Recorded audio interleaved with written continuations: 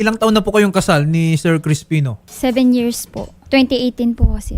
Ma'am, bakit naman nagkamalabuan na kayo nitong si Sir Crispino? Ang pinakayaw ko lang po kasi sa kanila, wala pa po kaming sariling bahay. Ngayon po, yung bahay po nila, yung family house po nila, doon po nila ako Doon kayo nakikitira? Opo, Oo. nakikitira. Ngayon po, syempre po, pag may away asawa, buong angkan naman na ang inasawa ko.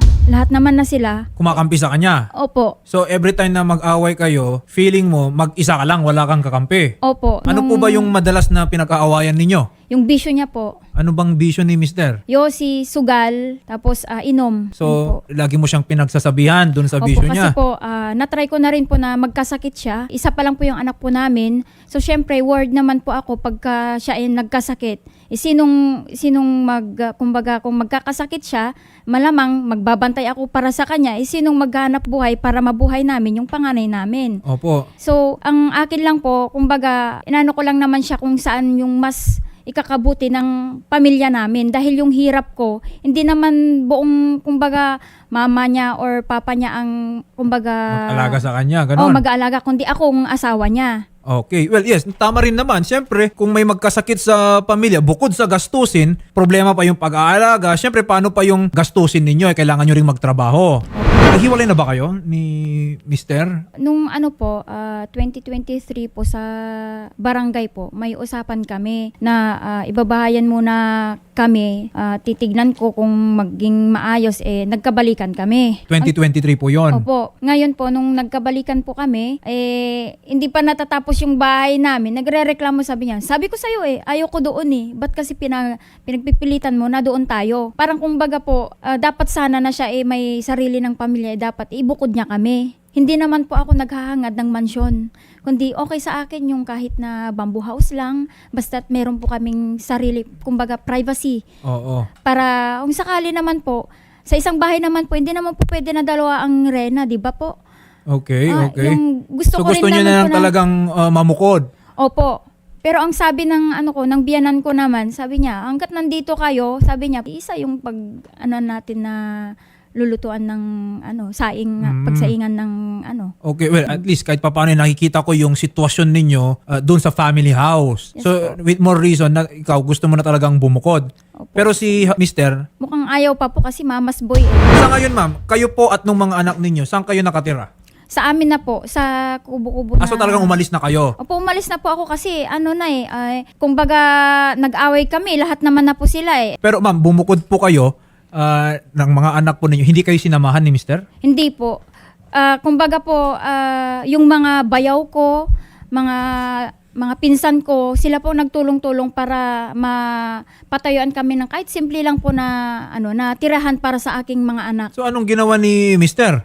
Wala, kumbaga sa mga bayaw ko at mga kapatid ko na nagagalit siya, pero sila ang sumasalo sa lahat ng mga responsibilidad at obligasyon niya na dapat siya ang gumagawa sa amin. Sir Crispino. Sir, anong masasabi nyo doon sa nabanggit ni Ma'am Glyza, yung misis ninyo? Sir, sabi niyang ganyan, mahirap paniwalaan pag andyan siya. Mas maganda na lang kung aktualan tayo para makita niyo kung ano yung mga sinasabi niya. Pwede po kayong pumunta dito. Kung yun po ba ang kagustuhan ninyo? Pwede, sir. Tsaka pwede rin na makita nyo dito, sir, para makita nyo yung actual na lahat ng mga sinasabi niya, sir. Alin po ba dun sa mga nabanggit ni Ma'am Glyza ang sa tingin po ninyo ay mga kasinungalingan? Alin po doon, Sir Crispino? Lalo na yung sinasabi niyang bahay, sir. Yung bahay na sinasabi niyang galing sa mga magulang niya ay nasa mismong tabi ng bahay ng magulang niya. At anong problema doon kung tabi ng bahay ng magulang niya? Sinabi lang naman niya, nalilip. Sir, oo, nasa tabi ng magulang niya yung bahay. Pero ang isahan na lutuan namin nasa loob ng pamilya niya. Sir Crispino, kasi the reason kung bakit humiwalay or pumunta dun sa kabilang tirahan tong misis sir. ninyo, hindi ba mas maayos yon kahit papano ay masabi ninyo na bukod kayong pamilya? Kesa naman Yes, nandun sir. kayo lahat, isang buong bahay kayo. Sir, paghiwalay po yan kasi nga kulang yun daw yung nahanap buhay ko para sa kanya. Kasi Anong nga masabi niyo dati, nagtitindala ako sa palengke. Hindi ko kayang ibigay yung gusto niya. Ayun nga, hindi mo Pag lumabas yung mga kapatid niya na nag-mall o nag-shopping, gusto niya, ganun din ang gawin namin. Ako po, Hindi po sapat yung sinasahod ko. Hindi po sapat yung kinikita ko. Nagtitinda lang po ako ng palengke. Gusto niya kapag katapos ko magtinda ng palengke, maghahanap pa ako ulit ng trabaho. Alas 12 ng madaling araw ako nagbibiyahe. Bumibili na ako ng mga paninda ko sa Saglit lang palengke ha. na pupunta Ikaw, kong bayan. kamo, Tapos pagdating ko, sir, alas 2 ng hapon, gusto niya maghanap pa ako ng trabaho ulit Oh, ma'am. para mapunan ko yung mga gusto niyang pangangailangan. So, ma'am, Hindi niya maisip yung mga pangangailangan ng anak namin. parang sinasabi ni Sir Crispino, masyado naman atang madami yung dinedemand ninyo. Talaga Hindi na yung dinedemanda, sabihin ko sa'yo, inuobliga mo din ako na mag 50-50 tayo. Magandang buhay. At isa, hindi, ano yun? Anong magandang buhay? Teka lang ha. Di ba? Naghahanap ka ng mas malaking sahod? Anong mas Para malaking maibigay mo sahod? yung mga Tignan gusto mo mo. nga, halos hindi mo pa mabuhay yung mga Hindi mo maisip yung mga anak mo. pangangailangan ng Tapos ating sasabihin anak. mo sa Kahit akin na puyat ako, naghahanap buhay ako. Hindi, puyat na puyat ha. Diretso yan. Manahimik ka sa sinasabi pa ng mga kasamahan natin na Tama, nagtitinda. Umiinom ka pa doon. Kung Tapos saan-saan mo pa dumadaan ka sa pinapalo. sugalan. Nung nagbuntis nga ako, sino bang ang nagpa-check up sa akin ha? Hinayaan mo ako. Sinabi mo na, paano ako pagka masisiis ako? Sinong mag-aalaga sa akin? Anong sinabi mo? Bahala ako, samantalang nung ginawa natin, sarap na sarap ka. Tapos sasabihin mo Tapos sa akin ng naghahanap ka ganyan? ng sustento sa akin. Sustento. Wow, hindi na nga ako naghahanap humihingi buhay ng ako. para sa akin, sa mga Kahit bata na madaling lang, araw, sa mga bata na nagbibiyahe lang. ako, wala akong tulog. Tumatakbo ka sa obligasyon mo. Doon ka lang sa mama mo, bunjing ka. Magkano daw po ba yung usapan ninyo? Magkano yung kailangan niyang ibigay? Sabi natin sa isang buwan, magkano po? Ang usapan po namin po noon, kasi nga po yung andyan po na una is yung 10,000 Per month? per month. Okay. Ngayon po, tinanong po nila kung magkano yung kaya ngayon, pinakita po yung pay slip niya. Payslip, opo. Ngayon, medyo asa 5,000 or nasa 10,000 or depende kung tataas po yung sahod niya. Okay.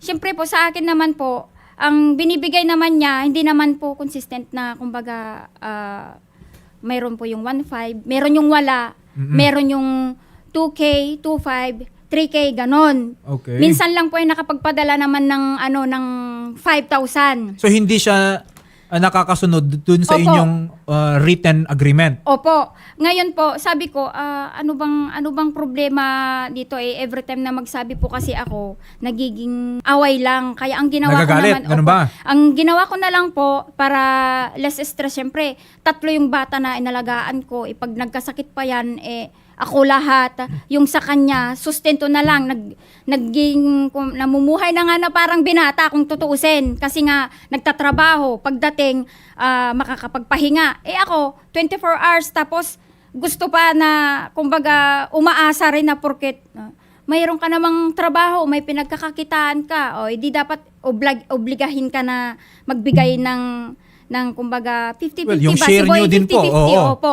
Sabi ko, sa akin na nga lahat pag-aalaga, paghatid sundo, tapos gasta para sa mga transpo ng mga anak ko, sabi ko, tapos 24 hours pa ako, yun lang na sustento na inaano ko, hindi pa consistent. Anong gagawin ko sa sarili ko? Akin na lahat. Okay. Ako na ngang tatay at nanay. So ma'am, ang kailangan po ninyo is tulong naman. Opo. Kasi ikaw mismo, gumagastos ka na para sa mga anak po ninyo. Opo, talagang nagpupuyat Tapos sa kanya, po ako yung tulong na binabagay niya, baka hindi man lang, baka na nga hindi tulong. Oo na nga, kumbaga po, Hindi ramdam. sir, kumbaga, laging inire-remind. Hindi mo ba alam yung, kumbaga, obligasyon mo, kahit pa nag-voice message yung anak ko, hindi niya pinapansin, sinisin niya lang.